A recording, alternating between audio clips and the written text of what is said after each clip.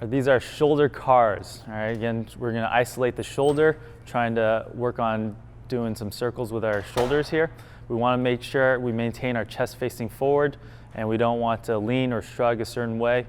And the entire time, we wanna make sure our arm is straight. So we're gonna start with our focused arm, our palm at our side here. Our other arm is gonna be straight out, making a fist.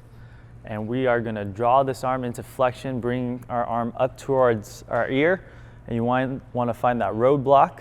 Once you find that roadblock here, you're going to start to rotate out. You want to wind that bicep maximally. And we want to rotate again without drawing to the side here. Try to keep our chest facing forward without leaning. We're going to rotate maximally backwards. And then you're going to end with your fist at your side. Then we're going to reverse it. We're going to go straight back. You want to find that roadblock there. I want you to unwind, and you're gonna rotate that shoulder open, and then we're gonna bring that up and over, and bring that back down to our side. So I'll show you one more time from the side.